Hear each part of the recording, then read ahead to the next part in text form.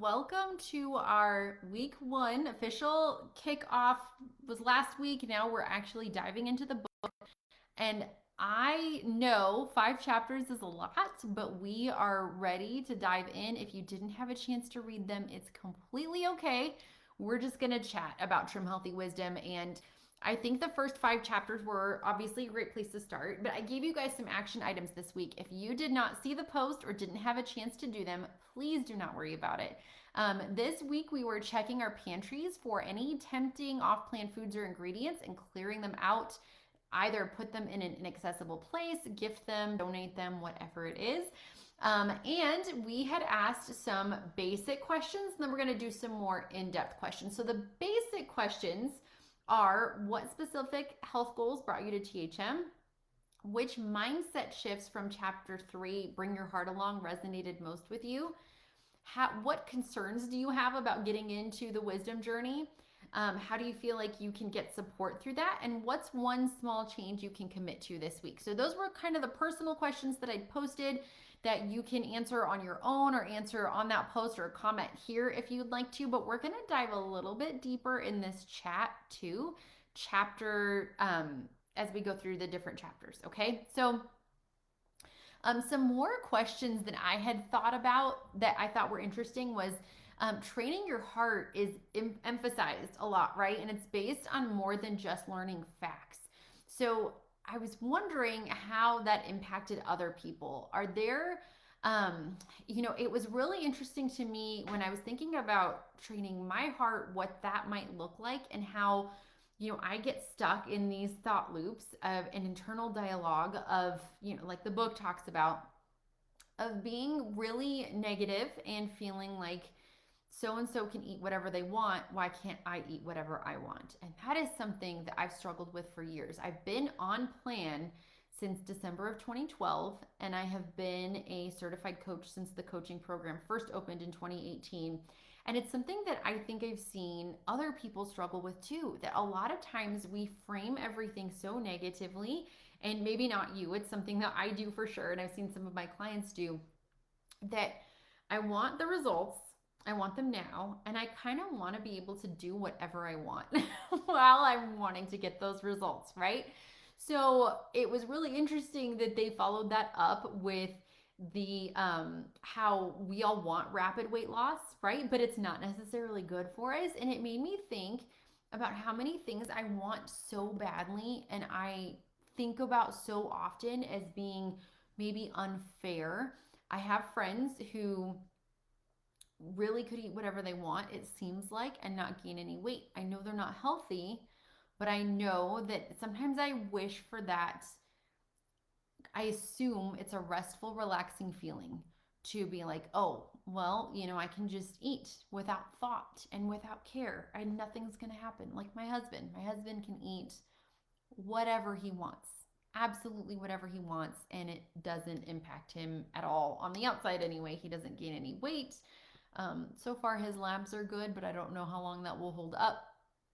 He eats on plan food with me when I make it on plan, but often adds off plan things to the side, or when he's making food for himself, it's off plan a lot. And I'm always like, wow, he's blessed. I don't know that that's true though. I don't know that what's going on the inside is something that I'd want to have going on. But also, I think that it's really easy to compare, and it's really easy to get stuck in those thought loops of, I shouldn't have to be doing this to get maybe these mediocre results, because that's what it has felt like to me in the past. Once I reached my goal weight, it was such a temptation to go off plan often, because I felt like, I don't care what the wisest approach is. I don't care. I just, I wanted to be here. Now I'm here. Now I should be able to eat whatever I want. So I love that the book kind of challenged my thought processes there in the first 5 chapters. Also, really, and what I love about Trim Healthy Wisdom in general as a coach is I have seen over and over and over again that people will maybe go to extremes to lose weight more quickly, and then they come to me saying, I did this diet, I did that diet, and I lost weight really quickly at first, but now it's coming back, plus it brought some friends. I have more people than I can count of the thousands of clients I've had tell me that. And then we're undoing some of the work that they had already done in trying to get them set up for healthy bodies. And I think that that is a really good thing to think about too. That sometimes when we focus on, being weighing less as our top thing instead of being a burner, we don't want to be necessarily lighter, we want to be a fat burner. How do we take that approach? They tell us exactly how in Trim Healthy Wisdom, but it's really interesting that, this is something I've seen over and over and over again. Rapid weight loss is not always helpful. In fact, it's harmful a lot, and especially what they share later in the book. I'm jumping ahead a little bit beyond the first 5 chapters, but when they talk specifically about protecting our fat cells, because our fat cells can essentially become hardened to weight loss in the future, and every time you lose weight, it's affecting your fat cells. So protecting your body while you're going through that is so important and so necessary. And so that's one of the things we focus on in boot camp. Is my THM boot camp is becoming a burner instead of just being lighter. We don't just want to be quickly losing weight. One thing that I think, I've experienced a lot is that when people reach their goal, I've never had anybody ever tell me, I wish it had gone faster. Never. And I don't feel that way personally. I've never seen anyone. I'm not saying there aren't people who might feel that way.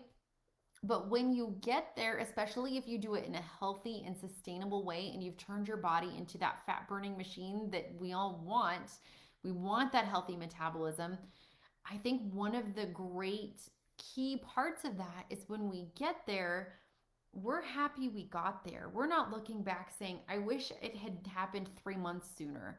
I wish that I hadn't put the work in to make this happen. I wish, it's nobody's really focused on that, because that's, kind of counterintuitive, because those faster things, those things that we could, wish we did instead, would not have worked as well as what we actually do that gets us the results that we want. So I think it's a really good exercise to look at where you are now and take the mindset approach of, okay, 1 year from now, if I put the work in this year and I get to where I want to go, and I adapt my meals to be a little bit wiser for my season, and I focus on the things that I know will make me healthy, and while, we're trimming down and getting healthy, that mindset of let's take this time to get there the right way, the best way, I think that's the best way to look at it, because we have to remember that future you is not going to look back at this as wasted time. And it's not going to look back and say, oh, I gave up 16 sodas, or maybe for some people, 365 sodas. I gave up 25 pieces of cake. I gave up whatever it is. We're not going to look back and regret that we did the work to get there. But I think a lot of us wish we could press a fast forward button and just get there easily. I know I certainly did. So I loved the mindset challenges of these first 5 chapters, just to help me think a little bit different, and evaluate too what I have felt when I've been feeling stuck. And I think one of the things that is so good is the challenge to kind of reframe our, so-called failed experiences as valuable learning experiences rather than defeat. So as I'm working with some women in my THM boot camp and my one-on-one clients, and we're going through Trim Healthy Wisdom and actually putting it into practice for each one, it's a little different for everybody. It's actually been really fascinating to see that as we experiment, and we're going to be getting into this as we continue through the book, the density in this book study, the food density, the different options for your e-meals for protein, more or less animal protein, adding in some more plant protein, getting, the 2 plant trick, all of that as we go through Trim Healthy Wisdom. If you're not there yet, we'll go through it together, and I'll explain more as we get there, and you'll see it as you get through the book. But it's been fascinating to me to see how different everybody's plates look that are getting them the best results. And then usually it works for a while, and then we tweak a little bit. We either add more, we replace some things. And for some, that has meant, going a little bit lighter on things, certain things. And for some, it's been going a little heavier on things. And it's really interesting. So Every season of life, as this book talks about, is definitely focused on different approaches to your nutrition and your health. And so adjusting the approach and tweaking is what's getting the best results. And that's what I love about this book in general. It teaches you how to tweak for your own best results and to get as healthy as you can possibly be. So for someone who might be looking at like, okay, well, I tried cutting all dairy, 100% of dairy, and it didn't work, and getting frustrated. Now, I have had people who cut 100% of dairy and who've seen fabulous results. So I'm not saying to take that as a failure, but for someone, maybe that's not the key. Maybe the key is lower density with their animal proteins. Maybe the key is more vegetables. There are different things in here. Maybe it's focusing on your gut health. There are a lot of different things that we could be looking at, those different tweaks and techniques that we use for stubborn weight, and say, well, that one thing didn't work, so why am I doing all this anyway? And just completely give up. And that's not the attitude to have according to these first 5 chapters. And I absolutely love the emphasis on that. Instead, we want to be focusing on, okay, I learned that that might not be the approach for me. So that's something I can move on from, or I can tweak that a little bit further to get even better results. So that's absolutely great in the first 5 chapters. I love that they talked about that. And I just had a quick practical reminder for you guys. I said I would keep these sessions a little bit short for this book study. And as I've plotted out the study questions and sessions for the next 12 weeks. We are going to get really deep into it. So if you have questions, please don't hesitate to ask. These first 5 chapters in my mind were kind of an overview that set you up for the rest of the book. So as we're getting into the other sections, please let me know if you have more questions. We're going to be going a little bit quickly through this to fit it into 12 weeks. But one quick practical tip I wanted to talk to you about is being sure that your protein timing is good. So it's good to think about what that practically looks like. Timing is a huge part of my THM bootcamp. We focus on timing. I have many resources to help with excellent timing because it's something that I've seen help even stubborn losers. It helps a lot. It helps a lot. It helps me a lot. It's helped a lot of people a lot. So it's helped thousands of people a lot in my bootcamp. So one quick thing to talk about as we're going through these first 5 chapters, I want to make sure everybody here has their good timing. If you are not eating every 3 to 4 hours, think about why. Troubleshoot your schedule, set a timer, set a routine of about what times of day you'll be eating. Make food ahead if you can. I like to make 1 or 2 breakfasts. So I've shared this many times, but I'll usually make an E breakfast on Saturday morning and an S breakfast on Sunday morning. Lately, I've been having the protein strong pancakes from the Trim Healthy Wisdom book for my E. And then I have breakfast for the week and I just alternate them. I'll freeze some because I'm super paranoid about food poisoning. So I am probably way too cautious and I don't like to eat from something that's been in the fridge for more than 5 days. That might be weird, but I'm extra careful. So I will usually freeze half. I portion it all out. I freeze half of what I've made. I eat the refrigerated stuff first, then start pulling things out of the freezer. Oatmeal on the go cups, or one of my favorite, the giant baked blueberry pancake, another favorite. But I make these protein, good, solid breakfasts that I can have throughout the week so that it helps me have good timing in the morning. I can get up in the morning. I will just throw something on. I go eat breakfast. I have a big glass of water with a pinch of salt. I will then start my coffee after I've eaten, and then usually by then it's time to take kids to school. So having something pre-made is helpful. Another way to simplify for timing purposes, if you feel like you don't have time to cook all day, make a big pot of soup on Sunday night, and then that's your lunch for a while. You can also freeze that. Make a big salad, dry it really well in a salad spinner, and put it in jars for several days at least. You've got some good easy lunches. But think about things like that you can do that save you time, that will help you have good timing. If you're in boot camp with me, you've got your giant list of shelf-stable snack ideas that you can keep in your car, in your purse, that you can just grab from if you're not going to be able to have excellent timing. That helps a ton. You've also got your last minute meal ideas. If you have not gone through boot camp and you don't have those resources, come up with a list of dinners you can make in 10 minutes or less. I've got my giant list that I share with boot campers, but you can definitely do that at home too. Come up with your super fast and easy dinners so that you can have good timing, even if something goes wrong and you're not able to stick to your original meal plan. Don't be afraid of rotisserie chickens and bagged salads and frozen veggies. Those will come in clutch for you. And a lot of those things, like the white meat of the chicken, the salad, those can be used in a wisdom approach really regularly and easily. So pay attention to those things. Those things can help you a lot. And I see Rebecca said she needs to pre-make breakfast because she skips it. I will tell you, Rebecca, I've seen over and over again that when we get our breakfast in, there is like a cascade effect with our circadian rhythm, with our cortisol levels, with our leptin levels. When you get breakfast in, you're setting your body up for success all day. I personally had much better results on plan when I made sure I ate breakfast than when I didn't, and that's something I've seen over and over again. So I think you're on the right track. It is good to prioritize it. But something I've noticed personally is that when I don't pre-make breakfast, I really don't have time to eat. I don't have time to cook things in the morning. I know a lot of people are in the same boat. So I pre-make, and then I also have a backup plan. So anytime I run out of something I've made ahead and I don't have time to pull anything out and thaw it from the freezer, if that happens, because we've had some crazy chaotic days. We've got 5 kids running around here and 1 off at college, and it's just busy. I work more than full-time hours as a THM coach, so it's just a busy household. So when I don't have time to do that, I always have a backup plan, and I have backups for all of my meals. It's one of the things I focus on in my THM bootcamp too, having your backups in place so that it's a system you can rely on. So my backup breakfasts are leftovers generally, or I have a bunch of pre-made shake mixes. I mix all the ingredients together. I put them in little containers. So all I have to do is dump it into the blender and add 8 ounces of unsweetened almond milk. I blend it up real quick.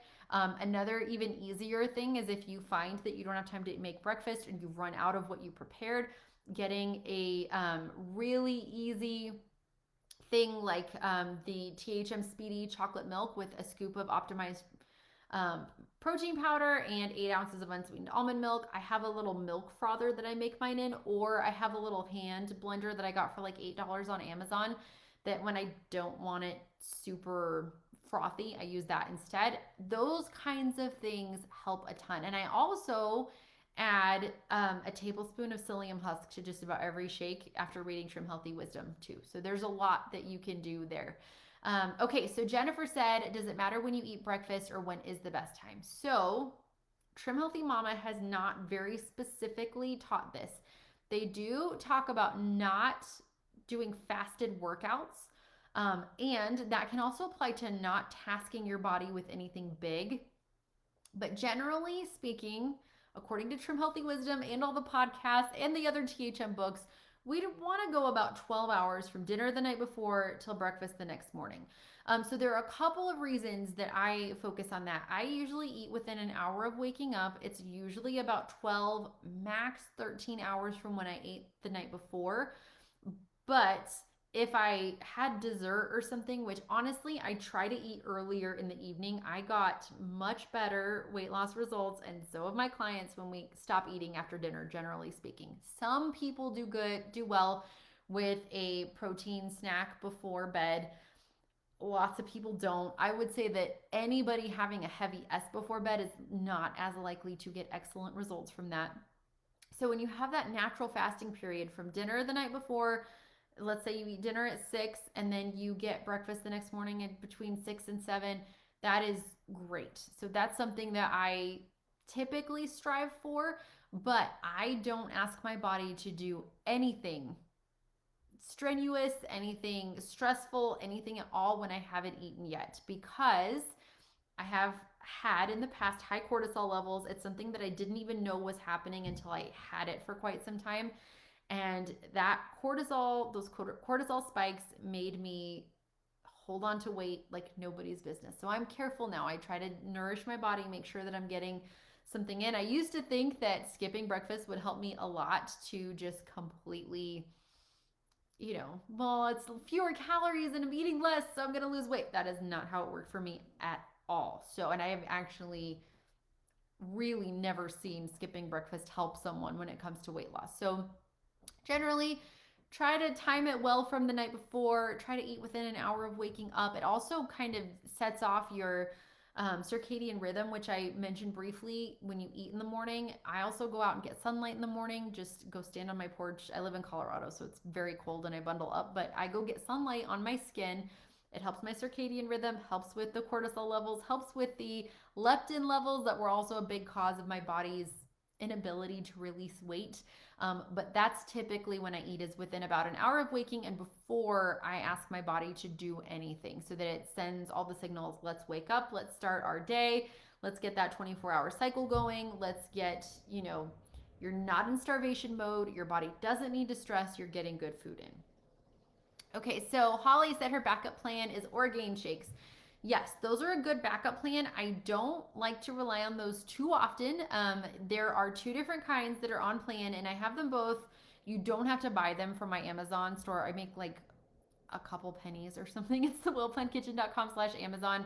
That's how those affiliate things work. But I want you to see specifically what kind. I know Holly knows what kind of protein shake, but if anybody here is just interested in an on-plan option, they are still a processed food, so I don't recommend having them a ton of the time, but like Holly said, they are a perfect backup when you're on the go. I have some in my car right now. I keep some, and Holly said she keeps them in her office fridge. Absolutely perfect. They are a great backup option. However, there are only two varieties that we really can use on plan, and all the packaging looks so similar. I am almost, you wouldn't believe how many people message me, oh, I have to return these. I bought the wrong one. Or my clients who work with me will like be at the store sending me pictures. Is this the one? I'm like, no, that's not it. You have to get this one. And so I would check my Amazon listing if you're interested in those and see. It's the wellplannedkitchen.com/Amazon. Just look at the shakes. See, there's two different kinds that I recommend. One has dairy and one doesn't. The one with dairy has 30 grams of protein, and the plant protein one only has 20. So if you use that, I would add a little more protein to that. And then Nicole said, how much psyllium husks do you add to your shakes? You haven't read that part yet. So I found that my tummy did not do as well with psyllium as I had hoped. So I started with 1 tablespoon. I started with a half a tablespoon and worked up to 1. So there's a bunch in the book, Interim Healthy Wisdom. I think it's like at around page 300 about the natural boost in GLP-1 it gives you. It helps satiety, it helps digestion, it helps a whole bunch of things. And then if you haven't read the book yet, when you get it, you're going to be amazed because they have these booster shots and things you can take before you eat a meal that help your body create GLP-1 naturally. There's a lot of really great things. I love the boost. Absolutely love the boosters and the shots. They're not alcohol shots, don't worry. But they're excellent. Absolutely excellent. And I've been working on some recipes too. It's really good stuff. So some of those have psyllium in them. But really it helps so much to get that extra fiber in. So I started at like 2 tablespoons. So like, if this is good, I'm going to make it great, just like I typically do. Then I dialed it way back to about half a tablespoon, worked my way up. So now I'm having about a tablespoon of psyllium added to my shakes right now. I've also been shaking about a tablespoon onto salads.